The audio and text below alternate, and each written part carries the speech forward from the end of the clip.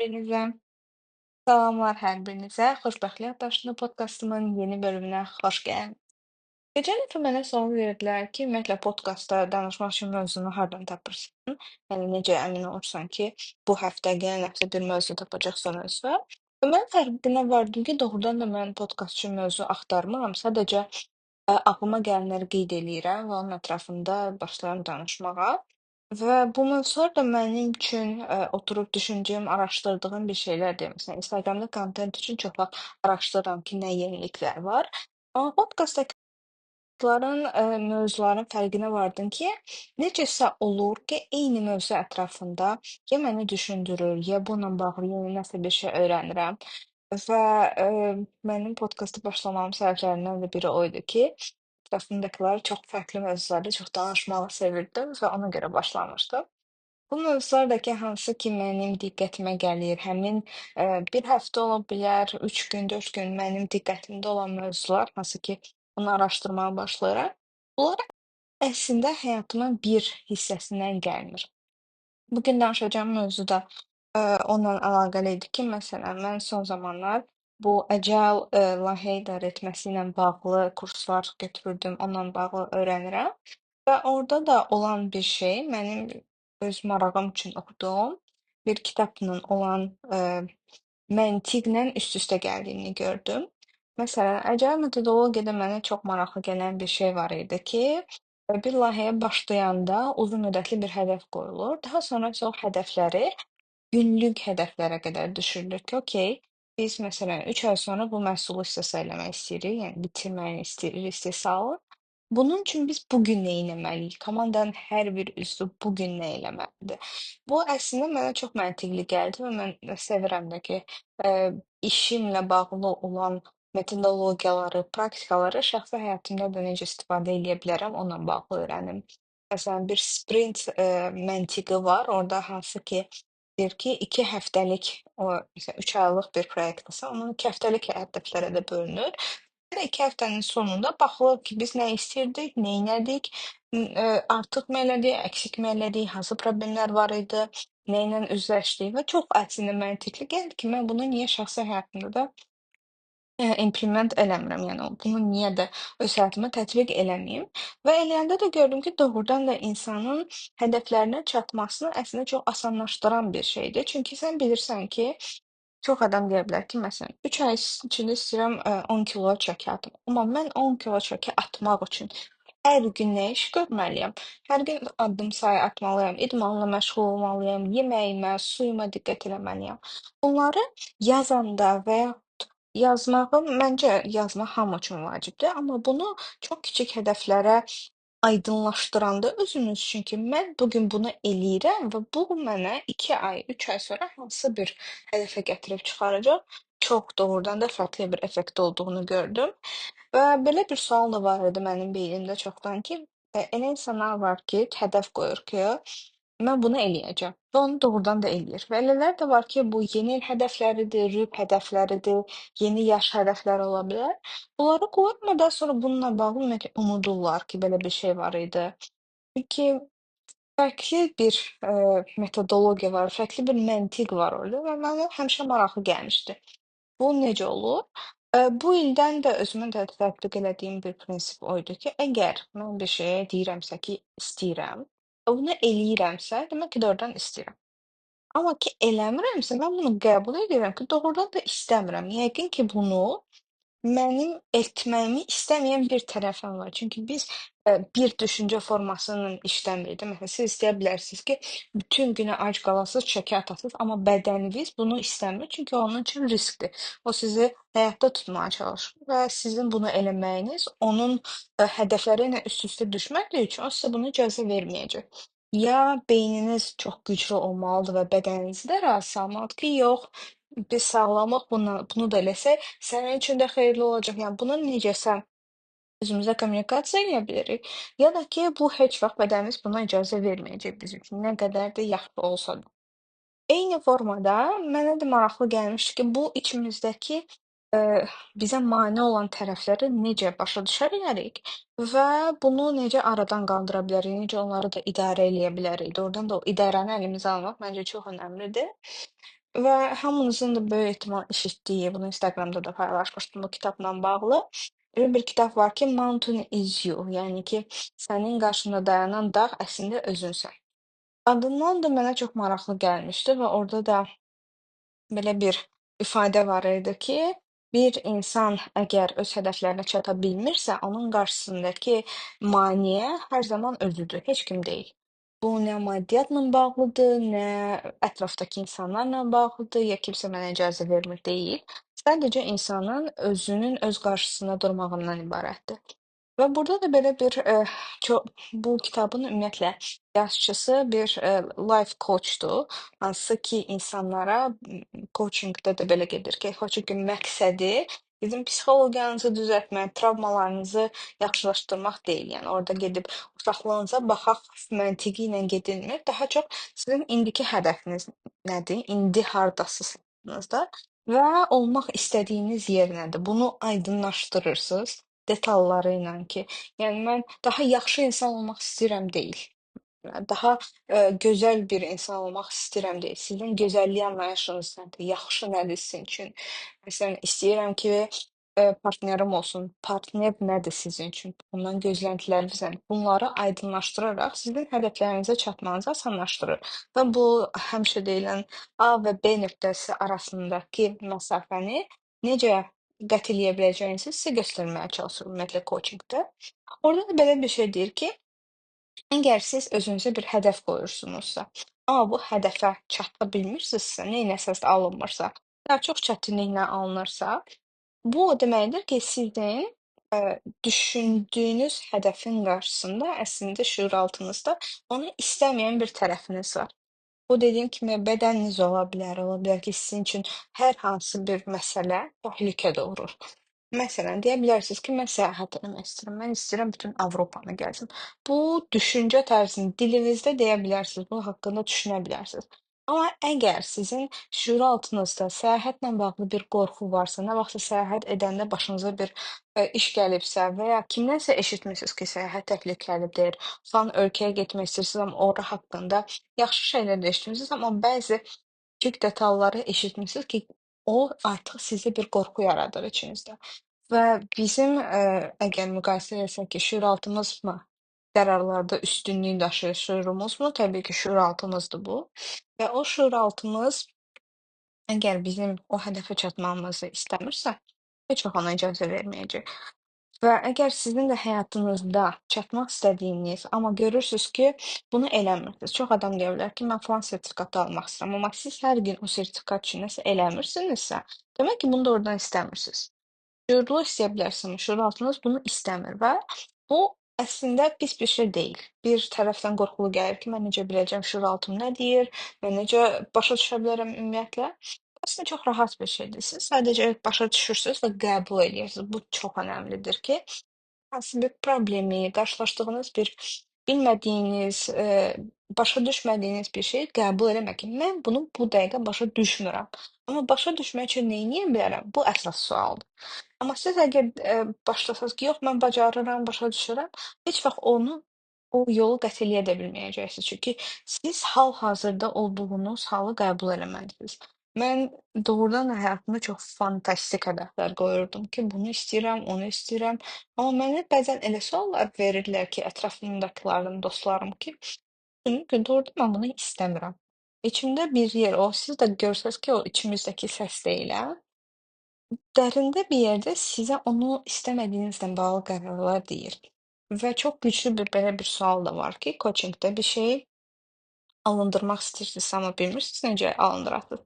Özünüzə sual versiniz ki, mən bunu niyə istəmirəm? Və mən də bu kitabı oxuyandan sonra özümə yazdım. Yəni nə istəyirəmsə, hamısı ilə bağlı bunu niyə istəmədiyimi yazdım. Məsələn, mən professional coach olmaq istəyirəm, amma ki, hal-hazırda deyiləm, düzdür? Yazıram ki, mən niyə coach olmaq istəmirəm? Əgər mən bu sualı özümə versəm və bunun cavabını tapsam, o deməkdir ki, mən o içimdəki qorxunu, içimdə mənə mane olan, onu istəməyən tərəfimi tapıb, başa düşüb, bu demək deyil ki, onu susdurmaq, yox, sən sus, sən bilmirsən. O deməkdir ki, siz onu başa düşürsüz və onu dinləyirsiniz. Və o belə bir şey də var ki, əgər içimizdəki uşaq, o səs siz onu eşitmədikcə daha da möhkəm danışmağa başlayır, daha da sizi sabotaj eləyir. Bu sabotajla da bağlı çox metodologiyalar yazılıb ki, insan özünü necə sabotaj eləyir. Bundan əvvəl mənim bir bölümümdə var idi ki, ümumiyyətlə içimizdəki uşaq necə sabotaj eləyə bilir. Amma bu bölümdə mənim fokusum olmaq, bunu istəyirəm ki, necə həll eləyə bilərik. Tövsiyə edərdim ki, əgər, sevirsinizsə və bu tip kitablardan dəyər ala bilirsinizsə, bununla da bağlı o kitabı da oxuya bilərsiniz. Bəzi insanlar, oxumaqla yox, nəyisə dinləməklə daha çox məlumat almağı sevir, daha yaxşı qavrayır. Onda bu bölüm də məncə sizə kömək ola bilər. Bu cəhətdən düşünürəm ki, problemlərə fokuslanan insanlarla, hədəfə və həll yollarına fokuslanmaq tamam fərqlidir. Və mənə belə bir, fikir də gəlmişdi və bunu ətrafımdakılardan birinə demişdim ki, hansısa bir hədəflə bağlı danışırdı ki, mən bunu istəyirəm, amma onunla bağlı heç nə eləmirdi. Onunla bağlı nəsə olanda, gedirdi başqa bir işlə məşğul olurdu. O söhbət gələndə necəsə o narahatlığı o insanda hiss eləyirdim mən. Və bir gün mən ona dedim ki, sən bunu istəmirsən. Özü də şok oldu.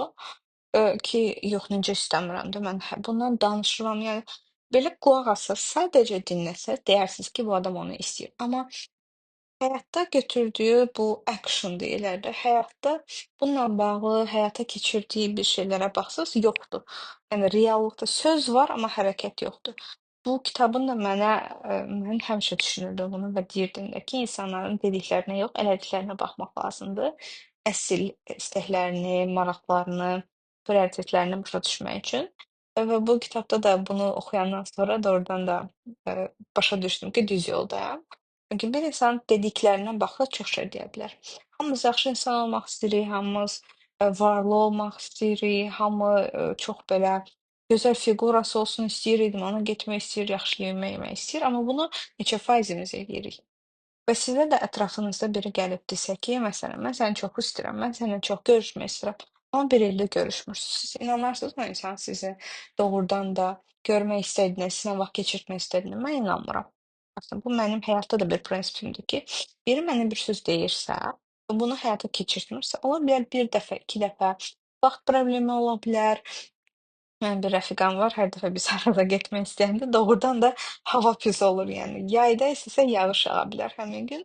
Belə də hallar da olur, amma bilmirəm, bəlkə də bu bizim artıq bir inancımızdır deyə bu gerçəkləşir. Yəni bu halları qırağa qoysaq ki, bu gün hava pisdir, nəsə olur. Bunu da araşdırırıq ondan ki, niyə biz çölə çıxmaq istəyəndə ümumiyyətlə belə bir hava şəraiti yaranır. Yəni doğrudan o küçəyə çıxmayın, necə deyirlər, küçəyə çıxmayın bildirişi verilən hava şəraitləri yaranır. Bunu da araşdırıram özümdə ki, niyə sırf onunla görüşmək planımız olanda belə bir şey olur. Amma bu da maraqlıdır. Dediyim isə odur ki, belə insanlar sizə öz istəklərini, öz, sizə qarşı olan fikirlərini də, hərəkətləri ilə göstərmirsə, siz də bir yerdən sonra şübhələnəcəksiniz ki, bu istəmir də yəqin ki, demək ki, belə deyil. Biri çox xeyirxah olmaq istəyir, amma hər dəfə birinə qışqırır, birinə kobud davranır.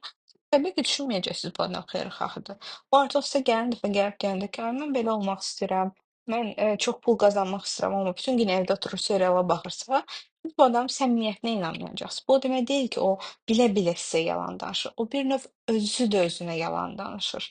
Bu yalanı bilmədən də danışır. Özünü anlamadığı üçün, emosional intellekt hissəsindən də bir tərəf gedir. Çünki siz öz hisslərinizi, o anda yaşadığınız fikirlərinizi, hisslərinizi başa düşmürsünüz deyə, artıq başqalarına da yalan deməyə başlayırsınız. Bunu bilmədən eləyir çox insan. Mən də düşündüm ki, əgər mən, başqası mənə bunu eləsə, buna inanmaramsa, niyə özümə inanmıram? Demək ki, mənimlə vaxt keçdikcə özümə deyirəmsə ki, mən hər gün saat 6-da duracağam. Amma mən bir ildir saat 6-da durmursa, demək ki, durmaq istəmirəm də. Demək ki, orada nəsə var. Demək ki, mən ya düzgün hədəf qoymuram, ya bunun mənə bir xeyri yoxdur, ya ziyanı var, başa düşmürəm. Və bu suallar özümə verdikcə ki, mən bu şeyi niyə istəmirəm? Mən niyə istəmirəm ki, mənim 1 milyonum olsun? Mən niyə istəmirəm ki, mənim çox sağlam həyatım olsun? Və yaxud mən niyə istəmirəm ki, başqa ölkədə yaşayım? Bu sualı verdikdə Bunu doğrudan hər birinizə də çox-çox tövsiyə eləyərdim ki, hər hansı bir alınmayan bir işinizlə bağlı və yaxud özünüzü tanımaq istədiyiniz bir sahə ilə bağlıdır ki, bu sualı özünüzə verəsiz. Ola bilər bəziləriniz iş yerinizdən narazısınız ki, mən niyə bu işi görürəm? O halda isə daha fərqli sual vermək lazımdır ki, əgər məsələn iş yerinizdən narazısınızsa və deyirsən ki, mən niyə burdayam, mənim işlərim niyə belə gedir? Onda özünüzə tərs sual verin yenə də. Mən niyə istəyirəm ki, mənim işim belə olsun? Əminəm ki, siz də düşünsəz, bunu doğrudan da yargılamaq yerinə, onu judge eləmək yerinə, o fikri qırağa qoysanız ki, yox bu, çox gic metodologiyadır. Sadəcə ona inansaq və özünüzə səmimi qəlbdən sual versəz ki, mən niyə istəyirəm ki, mən işə gələndə narazı olum və yaxud narazı olduğum bir işim olsun? Siz orada bir cavab tapacaqsınız. Çox, cavablardan da çox belə qəribə səslənə bilər. Amma ki, məsələn, mən fərqinə vardım ki, mənim hal-hazırdakı iş yerim, əvvəlki iş yerim daha doğrusu, mənim evimdən 30-40 tıkac olmayanda 30 dəqiqə, olanda isə 40-50 dəqiqəyə qədər yola gəlib çıxır. Mən düşünürdüm ki, mən niyə bu qədər uzun yolu gedirəm də, yəni hər gün mən 1 saat yol gedirəm. Niyə mən bunu edirəm? Bu hər qaydanda, gözləyirəm ki, ofisdə tıkac qurtarsın, sonra evə gedim. Necə eləyim ki, bunu azaldım, niyə mən bunu hər gün yaşamalıyam filan, belə-belə soruşurdum. Bir gün isə fərqinə vardım ki, mənim, atamın da iş yeri öz evimizdən uzaqdadır və bunu məsələn, evi alanda bilirdilər ki, oradan uzaqdadır və o iş yerinə çıxmağı da düşünmürdüm. Və mənim evdə gördüyüm rol model, işləyən rol modeli atam idi. Və mən belə bir mesaj almışam ki, nə vaxtsa insan işə 1 saat yol getməlidir. Düşünməmişəm ki, bunun alternativi də ola bilər. Bu pis bir şey deyil. Bu demək deyil ki, mən düşünüb analiz eləyə bilmirəm. Sadəcə bizim o, teta dalğasıyla bağlı danışmışdım bundan əvvəl. Ümumiyyətlə, beynimizin bir hissəsi var ki, o içimizdəki uşaq bir nümunə görəndə bunun başqa versiyaları olduğunu başa düşmür və belə də ona olur ki, bunu sonradan başa düşə bilərsinizsə, görə bilərsiniz ki, kimsə evinə 5 dəqiqə məsafədə, işinə 5 dəqiqə məsafədə yaşayır. Amma bunu gedib qayıt dəyişdirmir yurdu. Mən başa düşdüm ki, mən görmüşəm ki, işə gedəndə, atam 1 saat gedirdi. Mən bunu belə də olmalı kimi qəbul etməmişəm və özümə hər gün evdən işə, işdən evə 1 saatdan artıq yol gedəcəyim bir iş seçmişəm. Və maraqlısı da budur ki, mən, Port Bakuda çalışırdım. Port Bakunu görəndə ilk dəfə o universitet vaxtlarında idi deyəsən, ya təzə bitirmişdim universiteti. O tərəflərə gedəndə, o biznes mərkəzinin environmentini görəndə mən demişdim ki, mən Port Bakuda işləyəcəm. Hansı şirkəti bilmirdim, nə pozisiyası bilmirdim, neyləmək istədiyimi də çox bilmirdim. Mən demişdim ki, Port Bakuda işləyəcəm. Niyə? Fancydir, belədir, qəşəngdir falan. Ondan sonra fərqinə vardım ki, mən Port Bakını seçməyimdəki ən böyük səbəblərdən biri mənim evimə uzaq olmağıymış. Yəni bunu qəbul elədiyimdə və bu sualı özümə verəndə ki, mən niyə istəyirəm də ki, mən niyə bunu seçmişəm, mən niyə bunu davam elətdirirəm? Başa düşdüm ki, çox belə qəribə bir səbəb var imiş. Sözümü də ona gətirirəm ki, ola bilər ki, sizin cavablarınız məntiqli olmayacaq. Məntiqli olmasına da çalışmayın. Sadəcə onu hiss eləməyə çalışın o cavabı ki, o cavab sizə doğrudan da uşaqlığınızı mı xatırladır, sizə hər hansı bir emosiya yaşadır və yaşatmırmı? Və çox qəribə cavablar alacağınıza əminəm. Əgər bu cavabları tapandan sonra mənə Instagramda da qeyd eləyəcəm, description-da. Instagramda da yaza bilərsiniz bu cavablarla bağlı və yaxud podkastda da olmalıdır. Komment hissəsi yaza bilərsiniz ki, necə, fərqli cavablar almısınız bu suallarınıza və sizin üçün də doğrudan çox şok olacaq ki, mən doğrudan sırf belə kiçik bir şeyə görə bunu seçmişəm. Necə ola bilər ki, mən sırf buna görə bunu tapmışam? Bu çox maraqlı insana gəlir ki, bizim seçimlərimiz, böyük həyat seçimlərimiz, partner, ev, iş, karyera, yaşayacağımız ölkə, hər şey, yəni çox şey bizim əslində çox kiçik bir uşaq inanclarımızdan gəlir. Bunu anlamaq da yenə də buna etiraz eləmək ki, ay yox mən ağılsızam, mən niyə bunu elədim? Bu düz deyil və sizə heç nə verməyəcək özünüzü incitməkdən başqa. Əsas, vacib olan və maraqlı olan da odur ki, özümüzü kəşf eləyirik. Başa düşürük ki, həyatı çox da ciddi almaq doğrudan da lazım deyil. Bizim həyat qərarlarımızı da bizim indiki yaşımızdakı insan vermir. o içimizdəki uşaq, içimizdəki ətrafı müşahidə eləyib həyatın necə olması ilə bağlı fikir yürüdən ki, bir, balaca qız və ya oğlan var, o bizim həyatımızın çox şeyinə qərar verir. Çünki belə bir söz də var ki, əgər bir şeydən qorxursunuzsa siz buna, adult, yəni böyük insan rolu ilə baxmırsınız. Böyük insanlar heç nədən qorxmur əslində. Onlar başa düşür ki, mən böyük insanam, istədiyim hər şeyi əldə də edə bilərəm, üstəsindən də gələ bilərəm. Yəni indiki dünyada qorxacağımız bir şey yoxdur. Heyvanlarla meşədə yaşamırıq, heyvanlarla mübarizə aparmırıq. Bir çox şey, mental olaraq həll oluna bilir və böyük insanlar qorxmur. Bir şeydən qorxursunuzsa, çəkinirsinizsə, bu da yenə çox vaxt sizin, o içinizdəki uşağın qorxduğu bir məsələdir və onunla da əlaqəni gücləndirəndə, onu dinləməyə başlayanda, onu qəbul eləyəndə bir çoxumuz o içimizdəki səsi deyir ki, "Ay yox, bilmir", qəribə-qəribə ideyalar verir, amma əslində olan o sadəcə içinizdəki uşaqdır ki, siz böyümürsüz. İnsan, 7 yaşdan, 6 yaşdan sonra məktəbə gedir, böyüdüyünü düşünür, amma ki, o uşağın səsi hər zaman içinizdə bir yerdə qalır və bizə əylənməyi, çox, ııı, düşünmədən də bəzi şeylərin, həyatın dadını çıxartmağı xatırladır. Lazım olanda bizi qorumağa çalışır o kiçik halı ilə belə. Bu da maraqlı bir, faktdır ki, bəzilərimizdə bu uşaqlar fərqli yaşda görünür. Bəzilərimizdə hər birimizdə fərqli yaşdadır.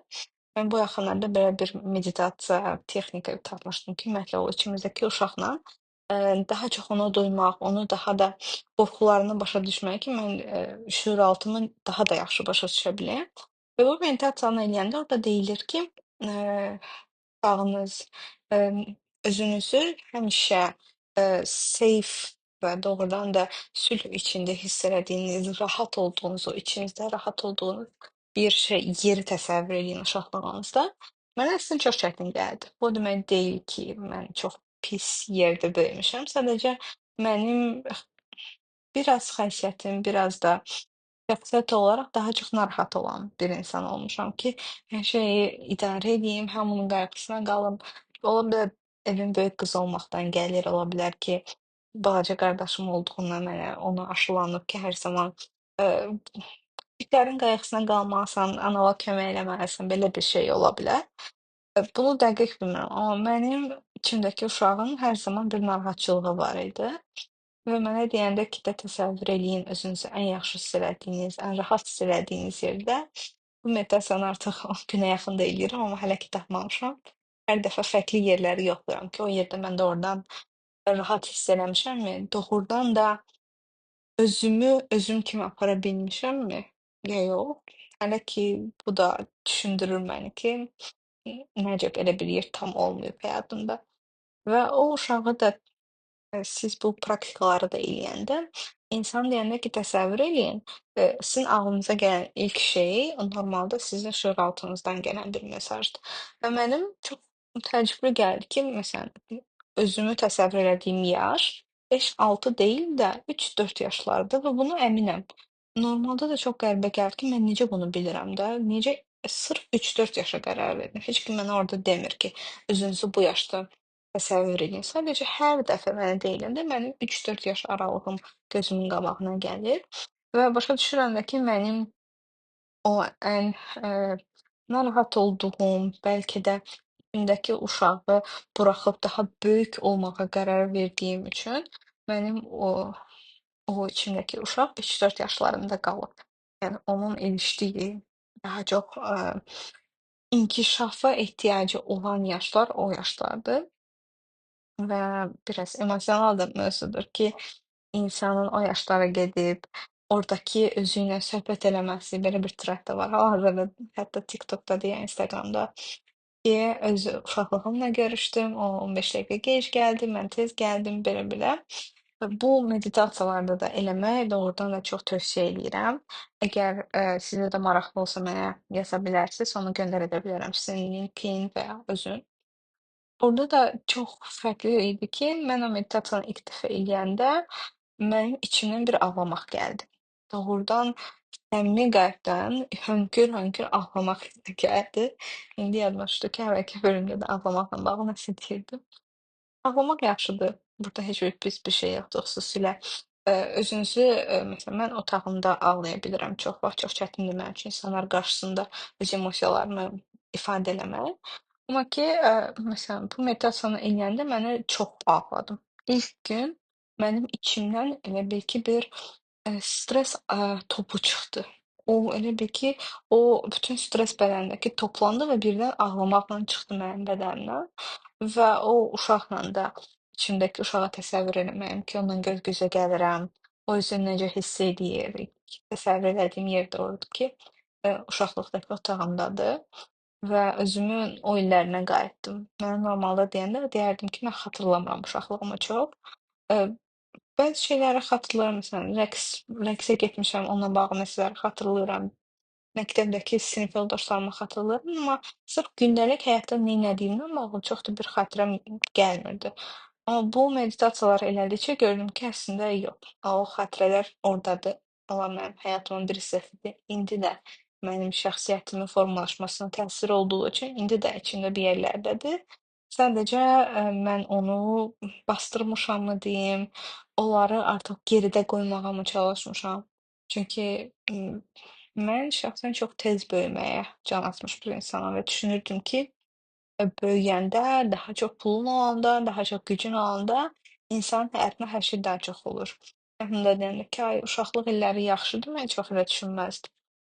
Bunu da gördüm ki, mən əslində uşaqlığımı geridə qoymağa çalışmışam və nə qədər də geridə qoymağa çalışsam, bu indiki yaşlarımda mənə şüuraltımın məni blok eləməyi ilə, mənim nəsə eləmək istəyəndə onun artıq mən onu o qədər duymamışam ki, o qədər dinləməmişəm ki, mənə artıq, həyatımı blok eləyərək özünü mənə qulaq asdırtmağa çalışır. Bəzənsə mistik gələ bilər bu, bəzilərinizə, bilmirəm, dini inanclarınıza tərs ola bilər və yaxud, başqa bir, spirituala yox, daha çox psixolojika inanırsınızsa, onunla da əslində düz yolda gedir. Onlar da eyni şeyi deyir bu mövzuda. Yenə də məncə adını içinizdəki uşaq qoymaya bilərsiniz, başqa bir şey deyə bilərsiniz. O içinizdəki səs deyə bilərsiniz və yaxud hər nəsə. Amma əminəm ki, bu dediyim şeylər hər bir insan üçün əlaqəlidir. Hər bir insanın əslində həyatında olan bir şeydir. Sadəcə onu adlandırmaq, onu başa düşmək, onu anlamağa vaxt ayırmaq çox vacibdir ki, həyatımızdakı hədəflərimizə çata bilək, irəliləyə bilək və o irəliləyişləri də əldə eləmək üçün doğrudan da ilk öncə odur ki, biz nə istədiyimizi başa düşək, niyə istədiyimizi başa düşək və daha sonra onun üçün bir, həyata keçirmək üçün, bir hərəkətə keçək. Doğrudan da ki, hərəkət eləmək. Bu hərəkəti elədikcə isə artıq başa düşürük ki, məsələn, mən bunu eləməliyəm. Misal, mən, istəyirəm ki, eee, biraz aldığım puldan və yaxud nə vacibimdən qırağa pul qoyum. İstəyirəm ki, pul yığım, xaricə gedim. Amma siz hər dəfə o pulu gündəlik həyatda xərcləyəndə seyv eləmək Azərbaycanca bilmirəm necə gedir. Yəni ki, qırağa qoymaq deyə bilərəm maksimum ki, o pulu saxlamaq üçün özünüzdə. Siz o pulu saxlamaq əvəzinə hər gün nəyisə xərcləyirsinizsə, özünüzə yeni xərclər yaradırsınızsa, o deməkdir ki, sizin, bu hədəfinizlə bağlı bir probleminiz var, bir blokunuz var ki, hansı ki, yenə də deyirəm, buna problem kimi baxmaqdan çox həll olunan bir məsələ kimi baxsaz ki, mən bunu başa düşdüm, çox